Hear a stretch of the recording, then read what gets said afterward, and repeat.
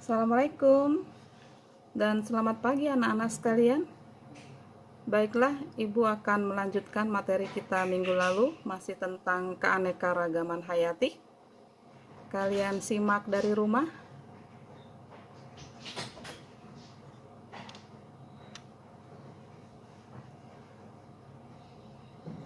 Dalam materi keanekaragaman hayati ini, kompetensi dasar yang akan kita capai, yang pertama menganalisis data hasil observasi tentang berbagai tingkat keanekaragaman hayati, gen, jenis, dan ekosistem di Indonesia. Kemudian yang kedua, menyajikan hasil identifikasi usulan upaya pelestarian keanekaragaman hayati Indonesia berdasarkan hasil analisis data ancaman kelestarian berbagai keanekaragaman hewan dan tumbuhan khas Indonesia yang dikomunikasikan dalam berbagai bentuk media informasi. Tujuan pembelajaran afektif, siswa dapat mengubah sikap dan perilakunya untuk senantiasa menjaga keanekaragaman hayati sesuai dengan ajaran agama yang dianutnya. Yang kedua, siswa dapat menunjukkan kepedulian terhadap kelestarian keanekaragaman hayati. Tujuan pembelajaran kognitif, siswa dapat mengidentifikasi perbedaan keanekaragaman tingkat gen, jenis, ekosistem melalui kegiatan pengamatan di lingkungan sekitar. Yang kedua, siswa dapat mengemukakan tipe ekosistem pada keanekaragaman ekosistem dengan ciri-cirinya baik abiotik maupun biotik. Yang ketiga, siswa dapat mengemukakan kekayaan flora dan fauna Indonesia. Yang keempat, siswa dapat menjelaskan penyebaran keanekaragaman hayati di Indonesia. Yang kelima, siswa dapat mengaitkan keanekaragaman hayati Indonesia dengan fungsi dan manfaatnya. Yang keenam, siswa dapat menjelaskan plasma nutfah sebagai sumber daya genetik. Yang ketujuh, siswa dapat menganalisis penyebab-penyebab menghilangnya keanekaragaman hayati. Tujuan pembelajaran psikomotorik atau prakteknya, yang pertama, siswa dapat mengidentifikasi ancaman kelestarian berbagai hewan dan tumbuhan khas Indonesia yang disusun dalam bentuk laporan kegiatan. Yang kedua, siswa dapat mengusulkan usaha-usaha pelestarian atau konservasi sumber daya alam hayati yang dikomunikasikan dalam berbagai bentuk media informasi, misalnya leaflet atau selebaran atau kartun pendidikan dengan media komik live CL3. Apa yang kalian ketahui tentang penerapan biologi? Di sini terlihat gambar-gambar tentang berbagai macam tipe ekosistem dan bioma. Selanjutnya kita pelajari tingkat keanekaragaman hayati. Keanekaragaman hayati atau biodiversitas adalah variasi organisme hidup pada 3 tingkatan, yaitu tingkat gen, spesies, dan ekosistem. Keanekaragaman hayati ini menurut Undang-Undang Nomor 5 Tahun 1994,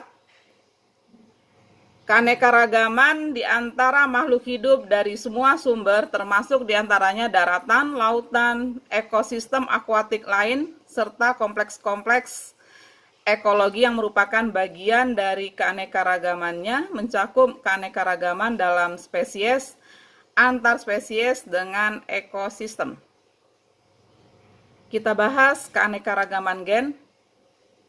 Keanekaragaman tingkat gen merupakan variasi yang terdapat dalam suatu spesies, baik dalam satu populasi maupun di antara banyak populasi, atau variasi gen yang terjadi dalam satu jenis atau spesies makhluk hidup. Contohnya, kita lihat bunga itu ada yang berwarna-warni. Kita lihat bunga krisan.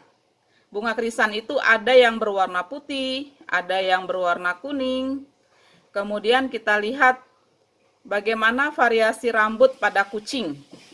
Ada yang berbulu putih, ada yang berbulu hitam, ya, ada yang berbulu abu-abu begitu. Kemudian tingkat keanekaragaman yang kedua itu adalah keanekaragaman spesies. Keanekaragaman spesies adalah variasi antar spesies di dalam ekosistem. Variasi antar spesies misalnya dalam satu genus, satu famili, atau tingkatan takson yang lebih tinggi lainnya yang mudah diamati dari variasi dalam satu spesies. Kita lihat contohnya, itu famili kucing-kucingan. Di situ ada harimau, ada macan tutul, ada singa. Kemudian keanekaragaman ekosistem. Keanekaragaman tingkat ekosistem adalah interaksi atau hubungan timbal balik antara makhluk hidup yang satu dengan makhluk hidup lainnya, dan juga antar makhluk hidup dengan lingkungannya. Komponen abiotik yang beragam menyebabkan jenis makhluk hidup biotik dapat beradaptasi dengan lingkungan tersebut yang berbeda-beda. Sehingga di situ nanti terbentuklah berbagai ekosistem. Kita lihat contohnya di gambar, itu ada ekosistem sungai, ada ekosistem terumbu karang, ada ekosistem hutan. Kemudian tipe ekosistem. Kita bahas di sini ada ekosistem perairan, ada ekosistem darat. Ekosistem perairan itu ada ekosistem air tawar. Air tawar itu ada lentik atau tenang, itu meliputi danau, rawa. Kemudian ada lotik atau mengalir, itu sungai, air terjun. Ada air laut. Air laut itu meliputi di situ ada terumbu karang, estuari, padang lamun, atau hutan mangrove, pantai pasir, pantai batu. Kemudian untuk yang ekosistem darat, ya, itu banyak sekali, ada bioma hutan hujan tropis, ada bioma sabana, padang rumput, gurun, hutan gugur, taiga, dan tundra. Kita bahas ekosistem perairan. Ekosistem perairan di situ ada komponen biotik. Komponen biotiknya di situ ada plankton. Plankton itu adalah bergerak secara masif, contohnya fitoplankton dan zooplankton. Fitoplankton itu untuk tumbuhannya yang melayang-layang di perairan. Zooplankton itu adalah hewan kecil yang hidupnya melayang-layang di perairan. Kemudian nekton. Nekton itu adalah yang bergerak aktif, contohnya ikan, katak. Kemudian neuston, itu contohnya adalah yang mengapung, contohnya serangga. Kemudian untuk tumbuhannya itu adalah teratai. Kemudian bentos. Bentos itu hewan yang hidupnya di dasar perairan, contohnya udang, kepiting, kemudian cacing. Kemudian perifiton itu adalah hewan yang melekat pada organisme lain, contohnya ganggang, siput. Ya. Kemudian pada perairan air tawar itu ada litoral, itu dangkal yang masih bisa ditembus oleh cahaya. Kemudian ada limnetik, itu sudah menjauhi dari tepi pantai tapi masih ditembus oleh cahaya. Kemudian ada profundal. Profundal adalah laut yang paling dalam sehingga dia tidak lagi bisa ditembus oleh cahaya. Kemudian zona perairan air laut itu ada fotik, itu kedalamannya lebih kurang adalah 200 meter. Kemudian ada twilight, itu 200 sampai 2000 meter. Kemudian ada afotik, itu lebih dari 2000 meter, jadi dia tidak dapat lagi ditembus oleh cahaya. Kemudian lagi ada litoral. Litoral itu dikatakan adalah daerah pasang surut. Kemudian ada neritik, itu laut dangkal. Batial itu remang-remang. Kemudian abisal itu lebih kurang 2000 meter. Macam-macam air laut. Macam-macam ekosistem air laut. Yang pertama, ekosistem laut dalam. Yang kedua, ekosistem terumbu karang. Yang ketiga, ekosistem estuari. Kemudian di situ ditemukan ada ekosistem padang lamun dan hutan mangrove. Kemudian ekosistem pantai pasir dan ekosistem pantai batu. Ekosistem darat meliputi hutan hujan tropis, sabana, padang rumput, hutan gugur, taiga, tundra.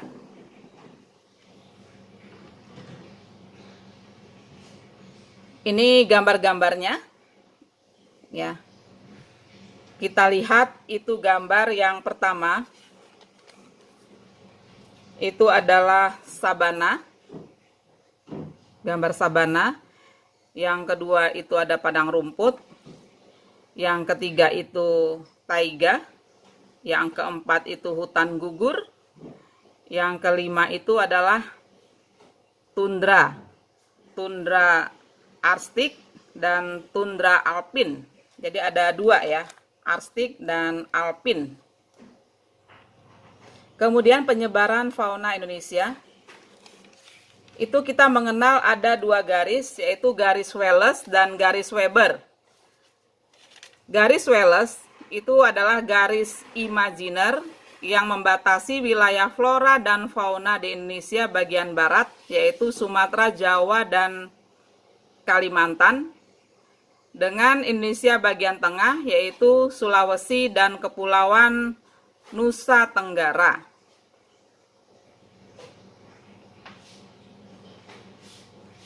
Kemudian garis Weber itu adalah garis imajiner yang membatasi wilayah flora dan fauna di Indonesia bagian tengah. Itu meliputi Pulau Sulawesi dan Nusa Tenggara, dengan Indonesia bagian timur yaitu Pulau Papua dan Kepulauan Maluku.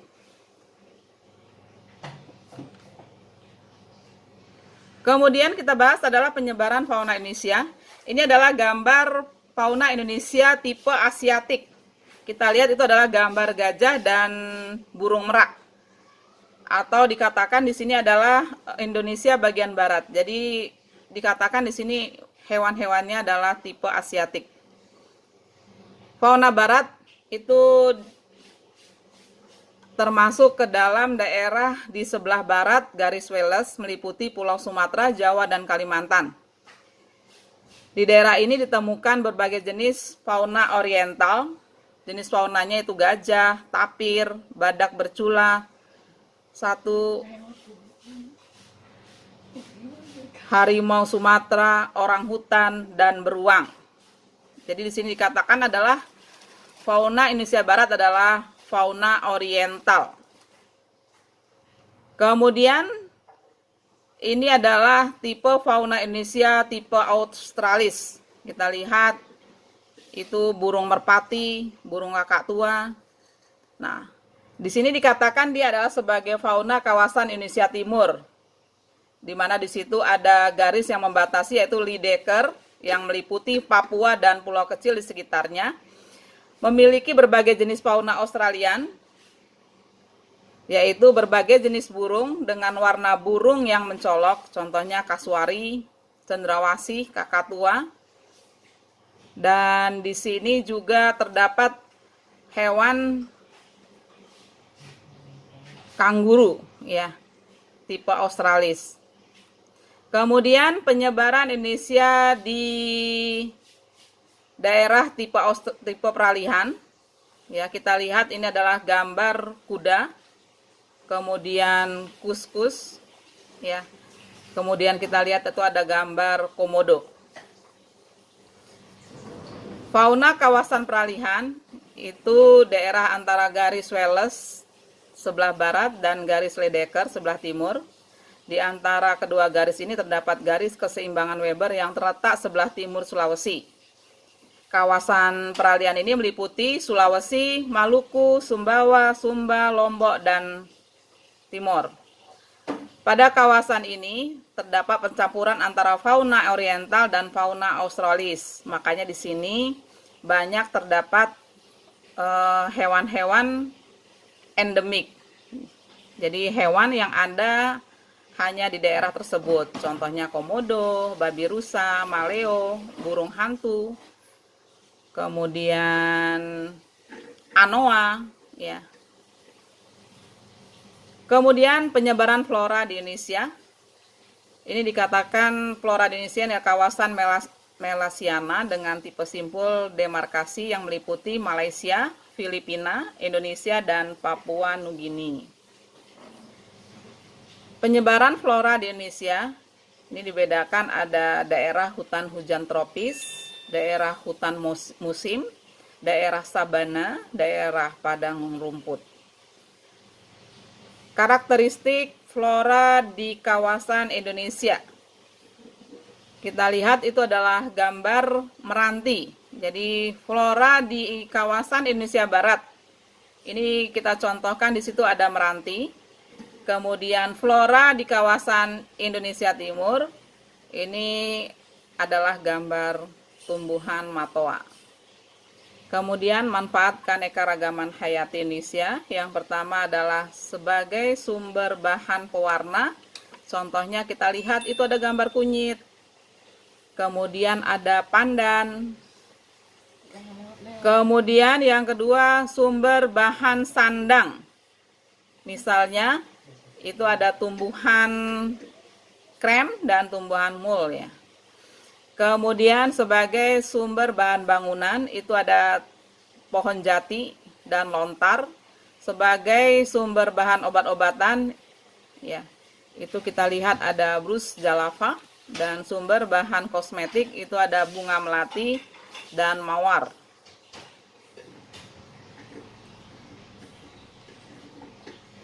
Hilangnya keanekaragaman hayati.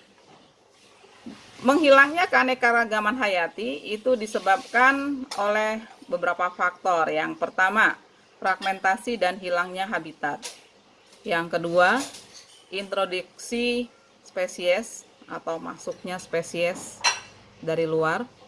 Kemudian yang kedua, eksploitasi berlebihan pada spesies hewan dan tumbuhan.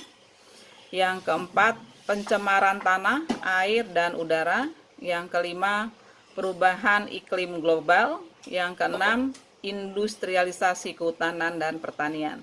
Ini akan menyebabkan hilangnya keanekaragaman hayati. Kemudian bahasan kita yang terakhir adalah konservasi keanekaragaman hayati. Konservasi adalah pelestarian keanekaragaman hayati. Ini kita ada dua cara. Yang pertama, pelestarian ex situ. Pelestarian ex situ adalah penangkaran yang kita lakukan di bukan habitat aslinya. Jadi kita lakukan di tempat lain, contohnya adalah taman safari. Kita lihat di situ ada berbagai jenis hewan yang bukan dari daerah asalnya. Kemudian kebun raya Bogor, di situ adalah tempat penangkaran tumbuhan. Yang kita lihat di situ ada bunga bangkai yang harusnya bunga bangkai itu adanya di Bengkulu. Kemudian pelestarian yang kedua adalah in situ. Pelestarian in situ adalah pelestarian langsung yang kita lakukan di habitat aslinya. Contohnya adalah cagar alam, Suaka Marga Satwa, Taman Laut Bunaken, Taman Nasional, itu adalah merupakan contoh pelestarian secara in situ.